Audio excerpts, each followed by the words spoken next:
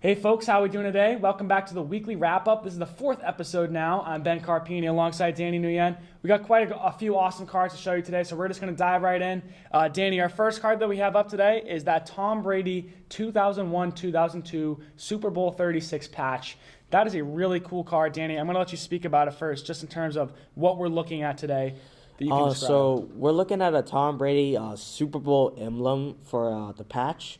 Overall, the card looks pretty cool. So it is from Topps. It's a pretty good set you want to go for in general. It was probably one of the first ever sets to come out of Panini, the company that prints all these cards. The condition of it's okay. There's a little bit of nicks on there. It's like a lot. You can see a lot of the white pieces of it on it. But overall, the card looks pretty cool. I'm going to pass this down to you, Ben. I'm going to let you talk. Well, Danny, the New England Patriots have a special connection to this 2001-2002 season. And I say that because that was the year right after the September 11th attacks that, of course, most Americans know about. So for the New England Patriots, who are America's team in the sense that they bear the name of the Patriots, for them to go on and win the Super Bowl and in the dramatic fashion that they did, it was really, really cool thing to see, Danny. Yeah. My father was at this game. This was before Super Bowl tickets were unaffordable to the average person. And, I mean, just the energy in the building, the halftime show was amazing. But if we're just going to talk about Tom Brady, this season for him, I guess not great statistically. When we're talking numbers, he was on 413 passing attempts. He completed 264 of them, and he only had 2,843 passing yards on 18 touchdowns and 12 interceptions. So when you're looking at face value, Danny, not amazing numbers that we're seeing right there, right? We see better from guys today like Baker Mayfield, guys who were scrapped from their rosters and are now kind of getting a second chance in the NFL. We're not seeing the best numbers, but when you talk about the storyline behind this team, it's really just incredible the way that the Patriots came back from Drew Bledsoe, getting destroyed by Mo Lewis. Tom Brady steps in. He's a young kid, second-year player. He's only played one game before this in the year prior, and now he's leading a Super Bowl winning team. So it's really an incredible story. This card for me, if I'm going to give it a rating, Danny, I know we talked a little bit about, or you did earlier, about just the conditions of the card. It is a little bit wrinkled, a couple of nicks here and there. But to me, this is a grand slam. I'm going to say a 9.5 on that card just based on the Super Bowl patch and the really cool stuff about that season. My initial rating I would give this was an 8.5. It's a really cool card in general. It's Tom Brady's Super Bowl emblem. Although it's not worn from the actual Super Bowl, it's still cool to look at. Just show off to your friends if you want to. But yeah, that's my rating. What's the next card, Ben? So Danny, we're going to move off of this card, and we're going to take you on to another New England Patriot. This New England Patriot just as equally important to the dynasty, and that is number 54, Teddy Bruschi. Now, Teddy Bruschi, one of the most important defensive players of the entire New England Patriots dynasty. Drafted in the year 1996, third round, 96th overall pick. So not extremely highly touted, but still definitely up there. If you're getting drafted in the NFL, you're still doing very good for yourself. This card right here in particular, this is a card from 2007 Patriots season. In the 2007 year, New England Patriots did not lose a single regular season game, went all the way to the Super Bowl, and lost in dramatic fashion to Eli Manning in the New York Giants. Now, if we're just going to talk Teddy Bruschi in the year 2007, 64 solo tackles, 3 tackles for loss, and 4 QB hits. Now, that's a pretty good season. And mind you, at this point, Teddy Bruschi was only 1 year away from retirement, and not to mention 2 years before, Teddy Bruschi had suffered a pretty severe stroke, which you really don't hear about from a young guy in their 30s. I mean, let's be honest, Danny, it just doesn't happen. Yeah. And for Teddy Bruschi, a professional athlete, to come back 2 years later and be a dominant force in his early mid-30s, which for NFL linebackers is pretty old, and dominate like that, that to me is really impressive. So again, I think this is about the Tom Brady card as well. Statistically, not the most. We've seen better numbers on better players, but with all the conditions that Bruschi had faced over those couple of years, I just think I'm really impressed. And for me, this card speaks volumes statistically as well as personally. But Danny, I'm going to give you a chance to speak in here. So the card itself is made from Upper Decks. That's the set you don't usually go for. It's like probably one of the oldest sets that people invest in, besides up tops. The card is numbered. It's numbered to 125. The jersey patches are worn, I think. Yeah, they are. But yeah, in general, I think he's probably one of the best linebackers in the New England Patriots. Beside of the next card that we're gonna bring up. But yeah, overall the card looks pretty cool. I'm gonna pass this down to you. So Danny, if I'm going to give this card a rating out of 10, I'm just going to stick it there right real quick. If I'm going to give this card a rating out of 10, that's tough. I'm going to say an 8.5. Now, I really like Teddy Bruschi, and his story is definitely really amazing. But just given 2007, Patriots had a very good year, but Teddy Bruschi, he's closing in on retirement. So if we're going to talk player at that time, his value is going down in 2007, but still one of the greatest Patriots players of all time. First or second greatest linebacker of all time for the Patriots when you talk about guys like him, Mike Vrabel. Our next card, who Danny already mentioned, we're going to bring up. There's a lot of good linebackers in Patriots history, but I think 8.5 for me, that's a pretty fair rating. I'm almost leaning on the side of 9, but 8.5 to me is just the right number. For my rating, I give it just a solid 8. Usually for card investors, they don't go for linebackers or defensive positions. You want to go for an offensive position for investing in sports cards. But even though it's a defensive player, he's probably one of the best linebackers in the New England Patriots. But the next card that we're bringing up is another linebacker. What's that card? That's true, Danny. So we have one linebacker going out here, and kind of the next generation of New England linebackers coming up here. That's number 51, and now New England Patriots head coach Jerod Mayo. So Jerod Mayo, he's drafted in 2008. He's the 10th overall pick, by the way. So we're talking a pretty highly touted defensive rookie, a young guy coming into a team that has very high expectations, and now they're saying, all right, Jerod, you're going to be one of our core linebackers now that guys like Bruschi are leaving, Mike Vrabel's getting older. So this young kid comes in here, and he's a defensive rookie of the year. Jerod Mayo had a very, very good rookie season. We're talking 100 solo tackles, 5 tackles for loss.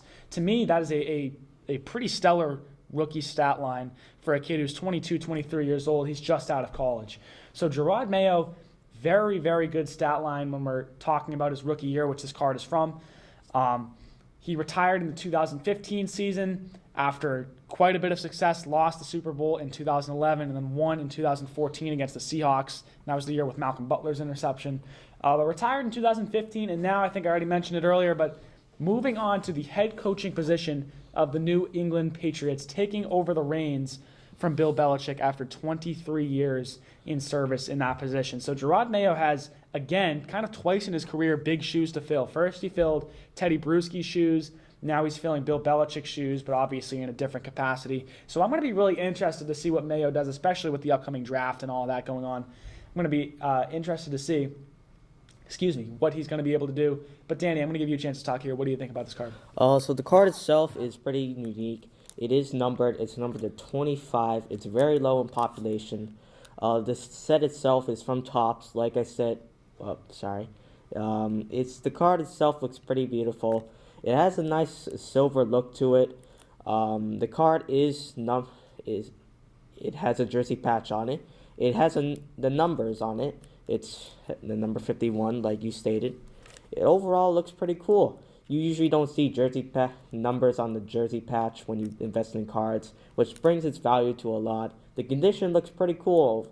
I mean, it's really nice in general. It'd probably get a PSA 9 for its initial grading if you were to grade it. But yeah, that's all I gotta say about it. What do you think about it, Ben? So again, I'm going to give this a numerical rating. Danny, I'm pretty high on this card. I like it a lot. Talking from a statistical standpoint, Jerod Mayo, very good player, but also talking from a card standpoint, which you touched on a little bit more than I did, I'm going to give this card a 9. I really like Jerod Mayo. I really like this card specifically, and I really like his stat line from his rookie season. So I think a 9 to me is a very fair rating. For my initial rating, I give it a 7.5. I don't really like Jerod Mayo, in my opinion. I thought the New England Patriots would have at least got a different coach. But overall, the card is still good. It has the numbers on the jersey patch. So, yeah, that's my rating. Anyways, what's the next card up, Ben? So Danny, our next card after this, we're switching from football over to NHL, and this time we have a player who, again, I think is very familiar in the NHL world, and that's none other than Capitals number 8, Alexander Ovechkin. Now, Ovechkin, or Ovi as we call him, at least as they call him in the NHL, very good.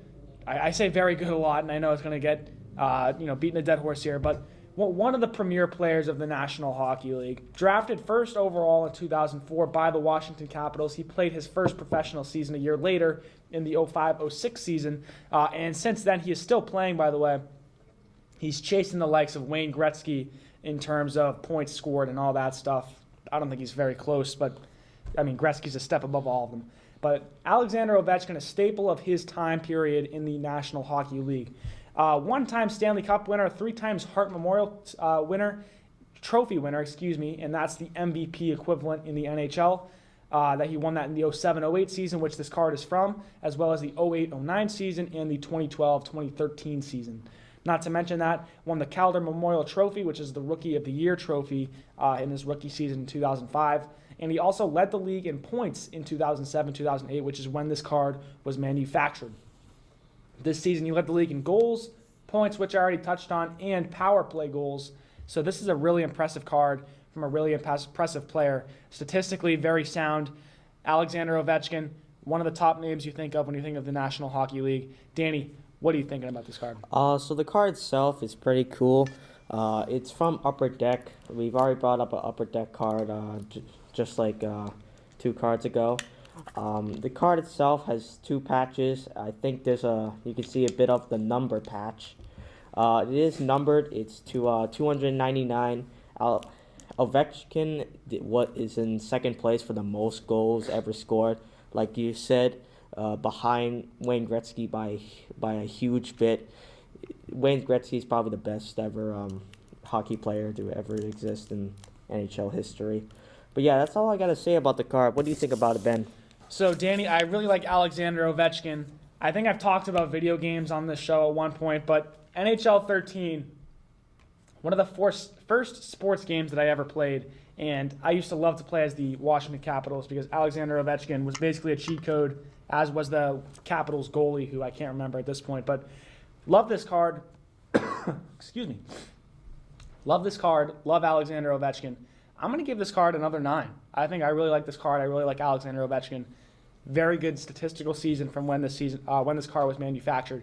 So I think a 9 is another fair rating. Yeah. For my rating, I give it an 8.5. I'm actually starting to watch a little more hockey. I think like a couple days ago, I watched one of the the Washington Capitals game. He did pretty well overall.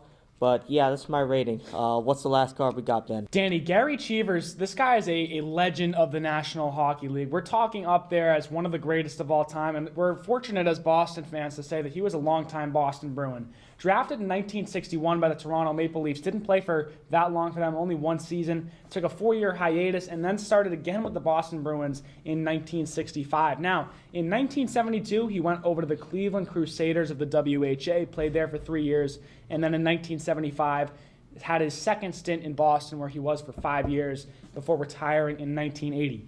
Now, when we're talking legends of the game, Gary Cheevers left his mark on the NHL in a much bigger sense than I think we understand because he is the first NHL goaltender to wear a mask full time.